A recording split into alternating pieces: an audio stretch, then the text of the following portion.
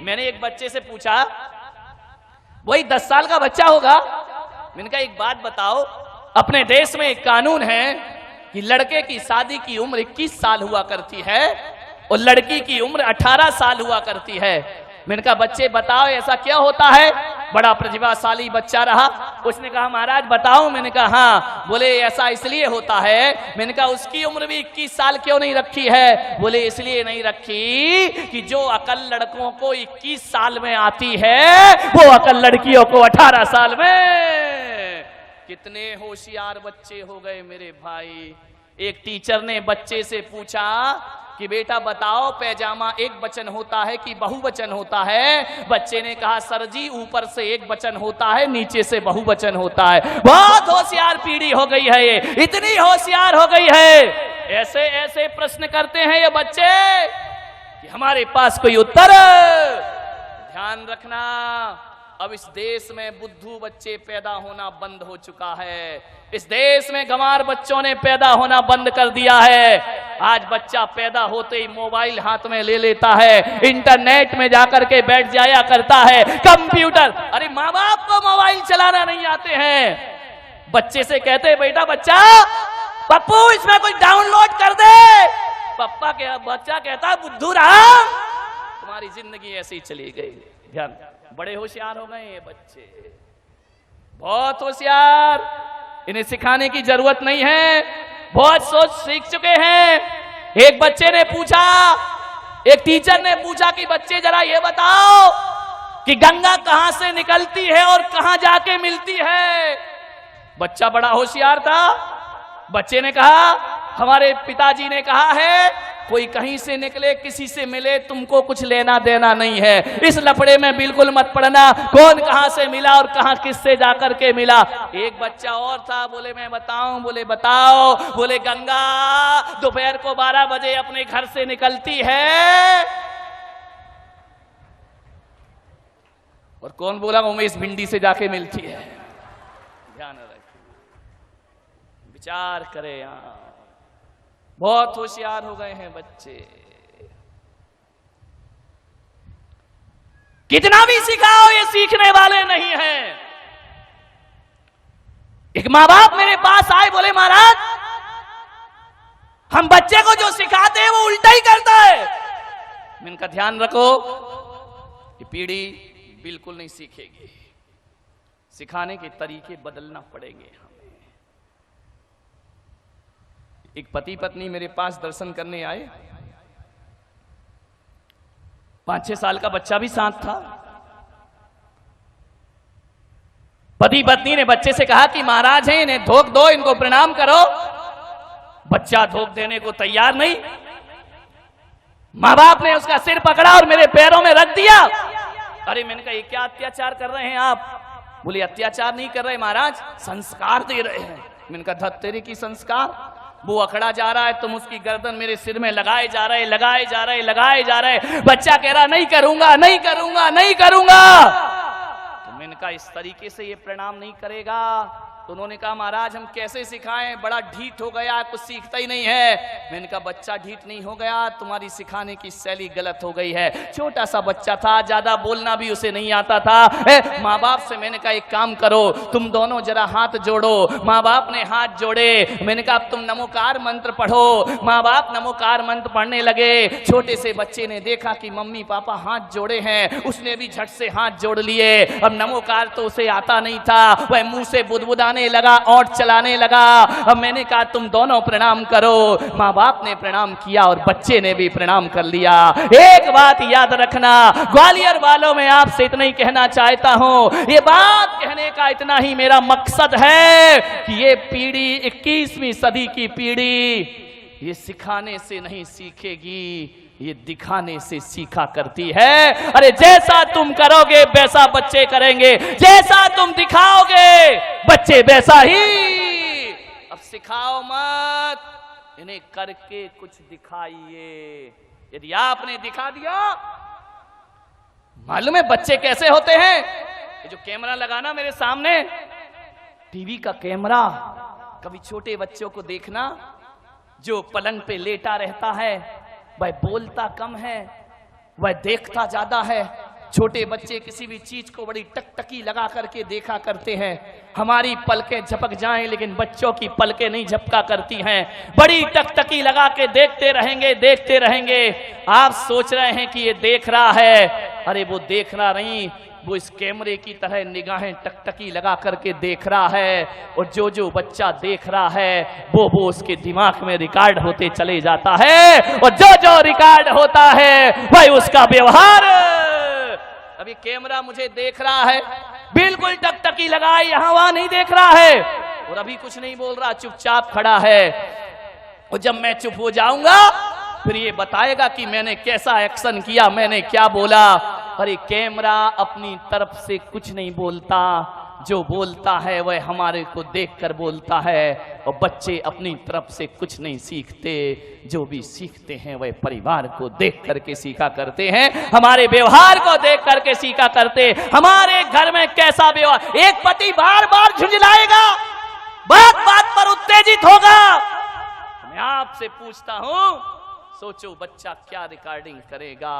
एक बात ध्यान रखिए, जब तक औलाद नहीं हुई है तब तक जो करना है कर लो, और जिस दिन किसी औलाद को जन्म दे दो तो माँ बाप बनने का रोल अदा आपको करना चाहिए, शिक्षक बनने का रोल अदा आपको करना चाहिए। माँ की गोद बच्चे की प्रथम पाठशाला हुआ करती है। स्कूली ज्ञान के भरोसे मत रहना, स्कूलों में तो केवल डिग्रियां पकड़ा दी जाएंगी, स्कूलों में डॉक्टर बनाया जाएगा, इंजीनियर बनाया जाएगा, वकील बनाया जाएगा, स्कूलों में आईएएस आईपीएस अफसर बना दिया जाएगा। लेकिन ध्यान रखना, स्कूलों में डिग्रियां मिलेंगी, तुम्हारे बेटे को डॉक्टर इंजीनियर बना देंगे, लेकिन एक बात ध्यान रखना, स्कूल की शिक्षा डॉक्टर और इंजीनियर बनाती है, माँ बाप की शिक्षा एक अच्छा इंसान बनाया करती है। आप अपने बच्चे को अच्छा इंसान बनाइए, एक आदर्श व्यक्ति बनाइए। कैसा जीवन है, एक दादाजी को बच्चा जवाब दे देता है, क्या संस्कार हैं आपके घर में, विचार करिए, सोचिए आप। एक दादाजी को बच्चा जवाब दे रहा, मैंने दादाजी से कहा कि दादाजी ये जवाब दे रहा है आपको, बोले क्या करूं महाराज, सुनता ही नहीं है, एक बोलो तो हजार सुनाता है। मैंने कहा तुम कैसे दादाजी हो, बोले महाराज पूरे जीवन में मेरे बच्चे ने कभी मुझे जवाब नहीं दिया होगा, जो पोता मुझे जवाब देता है। मैंने कहा एक काम करो, जब ये तुम्हें अनर्गल बोले हो, जब तुम्हें जवाब दे तो एक चांटक गाल में जोर से बच्चे को मार देना चाहिए। बोले महाराज कई बार मन होता है लेकिन मारने की हिम्मत नहीं होती। मैंने कहा क्यों, बोले मुझे डर लगता है कि बच्चा पलट के मुझे चाटा ना मार दे। आप सोचिए, विचार करिए, क्या संस्कार दिए हैं आपने। अरे तुम्हें दादाजी होने का हक किसने दे दिया कि एक पोते से आपको डर लगता है। नहीं मेरे भाई, ऐसे बच्चे एक आदर्श व्यक्ति तो नहीं बन सकते हैं। यदि एक दादाजी और एक बाप अपने बच्चे से कुछ कहने में डरता है तो समझना वो ऐसे आत्मघाती संस्कार दे रहा है कि आज बच्चा माँ बाप पर धौंस जमाता है, कल मोहल्ले में जमाएगा, परसों समाज में जमाएगा, और एक दिन तुम्हारा बेटा आदर्शवादी बेटा तो ना बनेगा बल्कि आतंकवादी बेटों में उस बच्चे का नाम शामिल हो जाएगा। आपसे मेरा निवेदन है, इतनी जुर्रत बच्चे की नहीं होना चाहिए कि वह माँ बाप को पलट करके जवाब दे सके। ध्यान रखिए, कैसे होगा ये,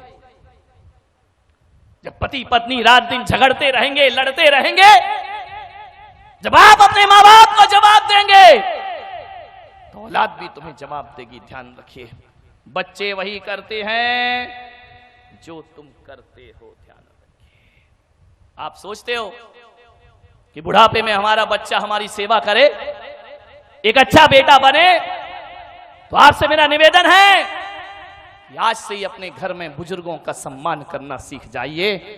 हरे मैं कहता हूं कि अपनी भाषा पर विशेष ध्यान दीजिए। आदमी इतनी अनर्गल भाषा बोलता है कि वह भाषा एक दिन उसकी आदत बन जाती है, और ये आदत ब्लड में जाकर के घुल जाते हैं संस्कार, फिर वही उसकी जिंदगी बन जाती। आदर्श व्यक्तित्व बनिए, भाषा का एक आदर्श होना चाहिए। ऐसा परिवार बनाओ ऐसा माहौल बनाए माताएं कि बड़ों से ही आप कहना ना सीखें, बल्कि बच्चों से भी आप कह करके बातें करें, बच्चों में भी जी लगा करके बातें करें। अरे बच्चों की बात तो छोड़ो, मैं तो कहता हूं कि तुम्हारे घर में जो नौकर रहता है ना, उससे भी इज्जत से पेश आइए। इज्जत से पेश आएंगे ना तो नौकर ये नहीं कहेगा कि हर साल मेरी तनख्वाह बढ़ाओ। यदि सम्मान दोगे तो उतनी तनख्वाह में भी आनंद के साथ जी लेगा, आपकी इज्जत करेगा, आपका सत्कार करेगा। इज्जत से पेश आइए, ऐसे शब्द ना बोले। मैं बड़े आदर के साथ बहुत बहुमान देता हूं कि जैन समाज में एक समाज ऐसी है जिसने आज भी अपनी भाषा की सभ्यता नहीं खोई है, और इतनी अच्छी भाषा उनके घरों में बोली जाती है। मैं कोई पक्षपात नहीं कर रहा हूं, मैं पूरे देश में घूमा करता हूं, लेकिन कह सकता हूं कि जैन समाज में खंडेलवाल जैन समाज वो समाज है जहां बोली में आदर्श हुआ करता है, बोली में सभ्यता हुआ करती है। अरे बड़े तो बड़े, वहां तो साफ लगा करके बात की जाती है, वहां तो अच्छे शब्द बोले जाते हैं, वहां काका जी नहीं कहा जाता है, काका साहेब कह करके बुलाया जाता है। और तो और वहां ऐसा कल्चर है, उनकी ऐसी संस्कृति है, ऐसी पढ़ी लिखी समाज है कि ड्राइवर को भी ड्राइवर कह के नहीं बुलाते हैं, उसे भी ड्राइवर जी कह करके आवाज दिया करते हैं। ये सभ्यताएं सीखिए। आप कैसा बोलते हैं अपने घर में? इज्जत से बोलेंगे तो बच्चा भी इज्जत से बोलेगा, ध्यान रखिए। मान्यवर, किसी आदमी को क्या चाहिए? दो मीठे शब्द चाहिए, और क्या चाहिए? तुम्हारे घर कोई आ जाए, मैं कहता हूं चाय फीकी हो तो चल जाएगी, लेकिन आदमी की वाणी बड़ी मीठी होना चाहिए। मीठी वाणी होगी, वाणी अंतरंग का दर्पण हुआ करती है। आप जिन शब्दों का प्रयोग करते हैं उससे आपके स्तर का पता चलता है, जिन भाषा का आप प्रयोग करते हैं उससे आपके चिंतन का पता चलता है। यदि आप असभ्यता भरी बातें बोलते हैं तो समझ लीजिए कि हमारा स्तर बहुत गिरा हुआ स्तर है। अच्छी भाषा का प्रयोग करिए, नौकर से भी आप कहकर और जी लगाकर बात करना सीखिए। यह है बच्चों की परवरिश करना। मान्यवर, सोचना है आपको, एक दो दिन अटपटा लगेगा जिन घरों में आदत नहीं है अच्छे से बोलने की। अब एक दो दिन यदि आप कहोगे बच्चों से तो बड़ा अटपटा लगेगा कि हम क्या बोल रहे हैं, ऐसा लगेगा, हंसी भी आएगी। लेकिन आप इस हंसी से मत घबराएं, दो चार दिन बुरा लगता है और एक दिन यही शब्द हमारे जीवन की आदत बन जाया करते हैं। और आज जो बुरा लग रहा है, दो लोग घर के हंसेंगे, कोई बात नहीं है, लेकिन कल जो हंसने वाले हैं वही तुम्हारा आदर्श व्यक्तियों में नाम लेंगे, वही तुम्हें इज्जत से बात करेंगे। इसलिए कभी भी राजस्थान में, मारवाड़ में आप जाइए, जोधपुर में जाइए, वहां तो मेरे भाई गाली भी बड़ी अदब से दी जाती है। वहां कुत्ते को कुत्ता नहीं कहा जाता, वहां कुत्ता सा कह करके बुलाया जाता है। गाली भी देना है, कोई आ जाए मेहमान तो कहा जाता है पधारो सा, और जाता है तो कहा जाता है पधारो सा। कोई नहीं कहता कि अब आप जाइए। विचार करिए आप, भाषा में सभ्यता होना चाहिए। सभ्य भाषा होगी, जब तक आदमी नहीं बोल रहा है तब तक उसके प्रति आप कोई आकलन नहीं कर सकते हैं, और जिस दिन आदमी बोल पड़ता है पता चलता है कि कितने गहरे पानी में आदमी जिया करता है। अच्छी भाषा का प्रयोग करिए, बेहतरीन शब्दों का चयन करिए अपने जीवन में। यदि बच्चों को अच्छी परवरिश देना है, ध्यान रखिए, आपकी जिम्मेदारी है। एक बात याद रखना, एक विद्यालय बनाना बहुत आसान काम है, 100 स्कूल बनाना आसान काम है, कोई बहुत बड़ा काम नहीं होता है। 100 विद्यालय बनाना कोई बहुत बड़ी बात नहीं है, लेकिन एक बच्चे को अच्छे संस्कार देना, ये 100 विद्यालय से बढ़कर भी मेहनत का काम हुआ करता है। 100 स्कूल से भी बड़ा काम हुआ करता है। मंदिर बनाना आसान है, लेकिन एक व्यक्ति को इंसान बनाना बहुत कठिन काम हुआ करता है। ध्यान रखिए। स्कूलों की पढ़ाई के भरोसे मत रहना, वहां तो गा से गधा पढ़ाया जाता है मेरे भाई। उससे क्या संस्कार जीवन में मिलेंगे? अच्छे संस्कार देना है, अच्छी भाषा देना है। स्कूलों में जाओगे तो आ से अनार पढ़ाया जाएगा, सा से सड़क पढ़ाई जाएगी, दा से दवात पढ़ाई जाएगी। स्कूलों की पढ़ाई में यही तो पढ़ाया जाता है बचपन से, और क्या सिखाया जाता है। लेकिन मैं कह रहा हूं, मुझ पुलक सागर की पाठशाला में आना, मैं आ से अनार नहीं सिखाऊंगा, मैं आ से अदब सिखाऊंगा और सा से सलीका सिखाऊंगा। अरे आ से अदब सिखाइए, सा से सलीका सिखाओ, दा से दोस्ती सिखाइए मान्यवर, और बा से बहादुरी सिखाइए। बा से बकरी सिखाओगे तो बकरी जैसा मैं करता रहेगा जिंदगी भर। क्या पढ़ाया जाता है स्कूल में? आजकल एक वो अंग्रेजी और आ गई, कॉन्वेंट की शिक्षा हमारी छाती पे चढ़ करके बैठ गई। जब तक 2-4 फर्राटेदार इंग्लिश के शब्द ना बोले जाएं, तब तक लगता है ये पिछड़ा हुआ आदमी है, बड़े बैकवर्ड का आदमी है, ये आदमी आदर्श नहीं है। मैं कहता हूं कि अंग्रेजी के पास वो शब्द नहीं होंगे जितनी सभ्यता के शब्द हमारी हिंदी के पास हुआ करते हैं। विचार करिए आप, इंग्लिश से ज्यादा कठिन काम हिंदी हुआ करती। अंग्रेजी में तो बड़ों को भी यू बोला जाता है, छोटों को भी यू बोला जाता है, बराबर वालों को भी यू का अर्थ होता है तुम। ध्यान रखिए, लेकिन मेरे यहाँ ऐसा नहीं होता है। हमारे यहाँ देखा जाता है कि बड़ों को बोलने में कितने सभ्यता भरे शब्द होना चाहिए, आपस में कैसे शब्द होना चाहिए, और छोटों में कैसे शब्द। क्या सिखाएगी अंग्रेजी? बताइए आप मान्यवर। कभी वर्णमाला देखिए, आ अनार से शुरू होती है, एंड किस पे होती है? इतनी तो हिंदी पढ़ी होगी, किस पे होती है? ज्ञानी पे शुरू होती है। अंग्रेजी की वर्णमाला कहां से शुरू होती है? ए से शुरू होती है। एंड किस में होती है? जेड में होती है। जेड माने जेब्रा।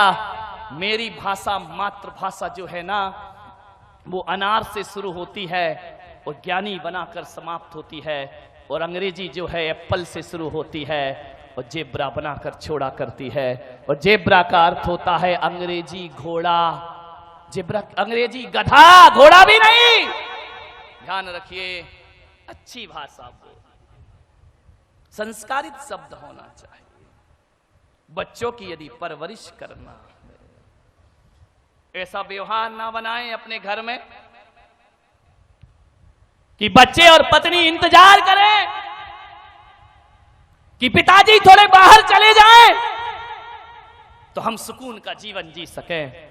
नहीं मेरे भाई, इसका मतलब है आपका व्यवहार रूखा है। आपके घर से जाने के बाद बच्चे यदि नाचते हैं, खुशी होते हैं, उछलते हैं, कूदते हैं, तो आपका व्यवहार जरूर रूखा है। अरे ऐसा जीवन ना बनाएं कि पत्नी और बच्चे कहें कि कुछ देर को तुम बाहर चले जाओ। ऐसा जीवन बनाओ कि 5 मिनट लेट आओ तो पत्नी का भी मन न लगे और बच्चों का भी मन न लगे। अच्छा जीवन अपना बनाइए, अच्छा व्यवहार अपना बनाइए, जिंदगी को संभालने का प्रयास करें। थोड़ा बहुत पढ़ने क्या लगता है बच्चा? क्या क्या पकड़ा देते उसके हाथ में? अखबार आ जाता है उसके हाथ में, फिल्मी कहानियां आ जाती हैं उसके हाथ में, और आजकल तो मैगजीन भी कोई नहीं पढ़ता, अखबार भी कोई नहीं पढ़ता। जब से मोबाइल क्या आ गया है, किसी के हाथ में किताबें दिखाई ही नहीं दिया करती हैं। मोबाइल में लगा रहता है, रात दिन चैटिंग में लगा रहता है, व्हाट्सएप में लगा रहता है, फेसबुक में लगा रहता है। ऐसा फेसबुक में लगा है बच्चा कि घर में माँ बाप का फेस देखना भी पसंद नहीं किया करता है। उसी में वारी ये संस्कृति क्या हो रहा है हमारे देश में? विचार करिए आप। पड़ोस में रहने वाले से दोस्ती नहीं है और दुनिया से हजारों किलोमीटर दूर हैं, उससे फ्रेंडशिप किया करते हैं। आप सोचिए, घर के लोगों से बातचीत नहीं हुआ करती है, दूसरों से रिलेशनशिप मनाई जाती। आप विचार करिए क्या होगा। हम अपना जीवन याद करते हैं। आज का बच्चा 5-10 साल का हो नहीं पाता, हाथ में महंगा मोबाइल आ जाता है। 5वीं 8वीं पढ़ता है, स्कूटी आ जाती है, बच्चा गाड़ी चलाता है। हमें अपने दिन याद हैं भाई, तुम भी अपने दिन याद करो कि तुम्हारा बचपन कैसा था, अपने दिन वो कैसे थे। अरे 9वीं 8वीं क्लास में आने के बाद मैंने फुल पैंट पहनना सीखा है मेरे भाई। हाफ पैंट में ही 8वीं क्लास तक पढ़ लिया करते थे, स्कूल में भी हाफ पैंट में ही चले जाया करते थे। अरे मोबाइल की बात तो छोड़ो, प्रतिदिन चने खाने को 10 पैसे भी नहीं मिला करते थे, ध्यान रखिए। उसमें अभी देखना पड़ता था, कई बार मनुहार करना पड़ता था। 10-10 पैसे चाराने के लिए हमें इंतजार करना पड़ता था। आज कितनी सुविधाएं हमारे बच्चों को है, टीवी है, इंटरनेट है, कंप्यूटर है, गाड़ी है, सब कुछ उसके पास है। आज पहले तो हम अपने माँ बाप से नजरें मिलाने में हमें डर लगता था, उनके सामने जुबान खोलने में डर लगता था। आज तो बच्चों को इतनी सुविधाएं दी जाती हैं, सब कुछ लगा देते हैं माँ बाप उनके लिए। पहले इतने लाड़ प्यार से कोई राजा रानी के बच्चे पला करते थे, जैसे आज साधारण लोगों के बच्चों का लालन पालन हो रहा है। बहुत अमीर लोगों के बच्चे होते थे जो बड़े लाड़ प्यार से पढ़ाए जाते थे, उन्हें बाहर पढ़ने भेजा जाता था।